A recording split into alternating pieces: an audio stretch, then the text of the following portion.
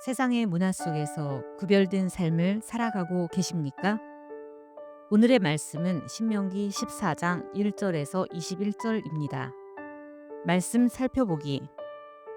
너희는 너희 하나님 여호와의 자손이니 죽은 사람을 위해 너희 몸을 상하게 하거나 눈썹 사이 이마를 밀지 말라. 이는 너희가 너희 하나님 여호와께 거룩한 백성이기 때문이다. 지상의 모든 민족들 가운데 여호와께서 너희를 선택해 그분의 소중한 소유물이 되게 하셨다. 가증스러운 것은 어떤 것이든 먹지 말라. 너희가 먹어도 되는 동물들은 소, 양, 염소, 사슴, 노루, 불그스름한 사슴, 산염소, 야생염소, 영양, 산양 등이다.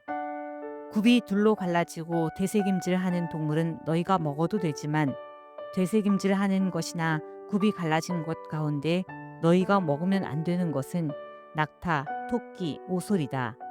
그것들은 되새김질을 하지만 굽이 갈라지지 않았으니 너희에게는 부정하다. 돼지도 부정하니 이는 굽이 갈라져 있지만 되새김질을 하지 않기 때문이다.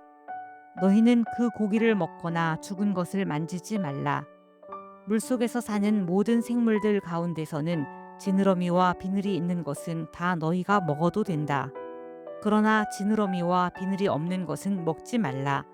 그것은 너희에게 부정한 것이기 때문이다. 정결한 새는 어느 것이든 먹어도 된다.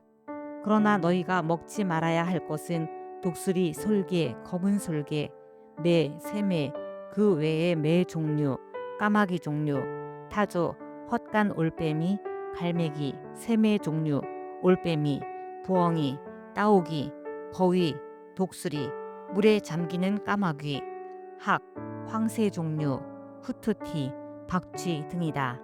모든 때로 날아다니는 곤충들은 너희에게 부정한 것이니 그것들을 먹지 말라. 그러나 정결한 새는 먹어도 된다. 이미 죽은 것은 무엇이든지 먹지 말라. 너희는 그것을 너희 성 가운데 사는 이방 사람에게 주어 먹게 하라. 아니면 이방 사람에게 팔라. 너희는 너희 하나님 여호와께 거룩한 백성이다.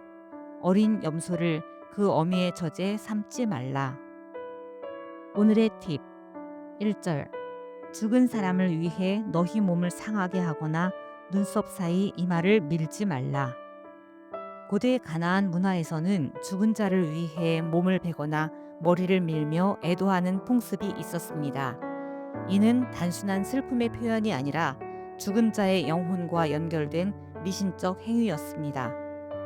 말씀 이해하기. 하나님께서는 이스라엘 백성에게 너희는 너희 하나님 여호와의 자손이라고 선언하시며 그들이 다른 민족과는 구별된 삶을 살아가야 함을 강조하십니다. 오늘 본문은 크게 두 가지 주제로 나뉩니다. 첫째는 애도와 관련된 이방 관습의 금지, 둘째는 음식 규정을 통해 거룩한 삶을 실천하라는 요청입니다. 먼저 하나님은 이스라엘에게 이방 민족처럼 슬픔을 표현하지 말라고 명령하십니다. 당시 주변 민족들은 죽은 자를 위해 자해하거나 머리카락을 미는 등의 행위를 했는데 이는 단순한 감정 표현을 넘어 주술적이고 미신적인 의미를 담고 있었습니다. 하나님은 이스라엘이 이러한 관습을 따르지 말고 자신이 택하신 거룩한 백성으로서 외적인 행위뿐 아니라 내적인 정체성과 믿음의 태도에서도 구별되기를 원하십니다.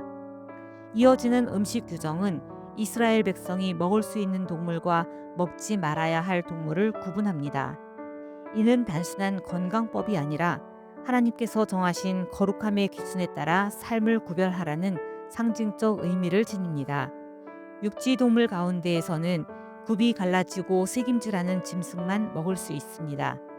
예외적으로 사반과 토끼는 새김질은 하지만 굽이 갈라지지 않았고 돼지는 굽은 갈라졌지만 새김질을 하지 않기 때문에 먹지 말아야 합니다.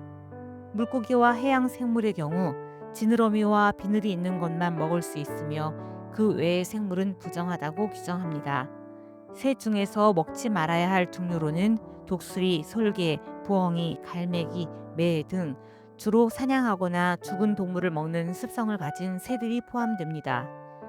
또한 스스로 죽은 짐승은 먹지 말 것을, 대신 타국인이나 객에게는 그 고기를 줄 수 있다고 하십니다. 이는 이스라엘이 하나님의 성민으로서 정결함을 유지해야 한다는 특별한 요구를 반영합니다.